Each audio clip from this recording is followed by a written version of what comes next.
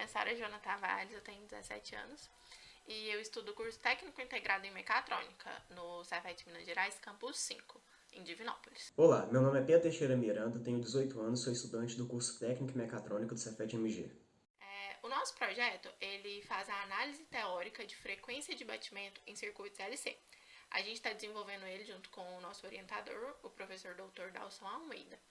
A gente iniciou o desenvolvimento desse projeto no início de março de 2021 e a gente pretende finalizá-lo em março de 2022.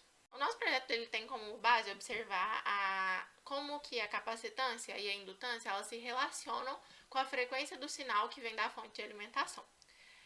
Nesses casos, a geração de uma frequência em batimento, ela forma ciclos, que aí eles se repetem ao longo do tempo.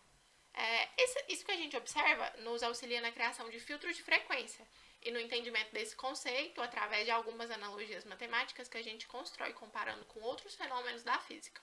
Filtros de frequência são utilizados para permitir ou não a passagem de uma frequência acima ou abaixo de um ponto pré-determinado. Em algumas situações, a associação desses filtros é utilizada para criar um valor máximo e mínimo para uma frequência.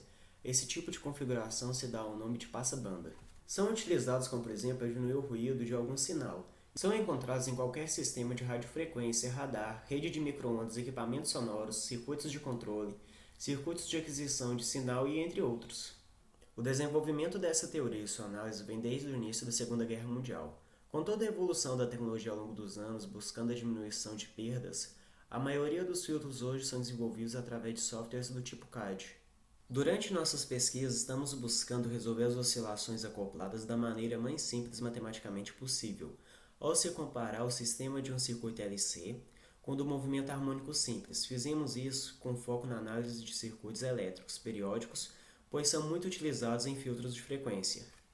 Essa nossa pesquisa ela é de grande importância, porque a gente pode ir atuando cada vez mais na minimização, a diminuição de falhas e ruídos de uma maneira muito simplificada, se a gente compara com como é feito na engenharia tradicional, que são grandes cálculos, assim.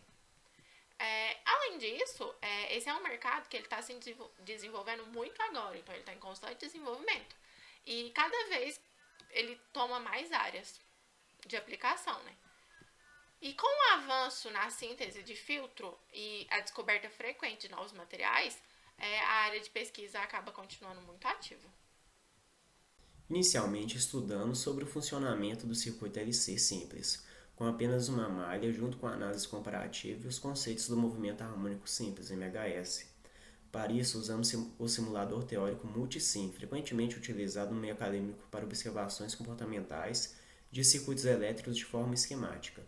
Depois desenvolvemos uma análise sobre o circuito LC e suas analogias a movimentos existentes no MHS, em essencial o sistema massa-mola.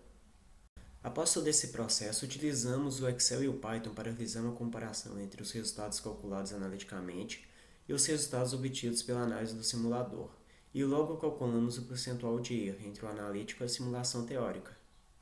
A gente desenvolveu essa mesma análise para um circuito que ele possuía duas malhas e observamos as novas fórmulas matemáticas que foram geradas com essa análise.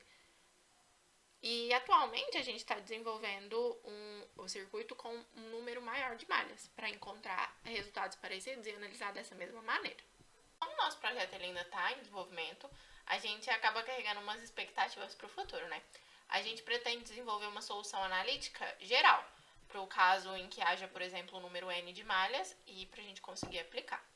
A gente também quer desenvolver a análise da relação que tem entre a frequência externa da fonte, as frequências naturais do circuito e a frequência observada na saída do filtro, em geometria de escada. A gente também espera observar, num circuito com mais de duas malhas, a presença de mais de duas frequências naturais. E, a partir disso, se essas frequências, se forem sintonizadas, a gente poder enxergar o fenômeno de batimento, que a gente estuda na acústica, em física. Esse foi o nosso trabalho. Muito obrigada a todos que assistiram. E muita gratidão ao nosso orientador e ao Cefet por essa oportunidade.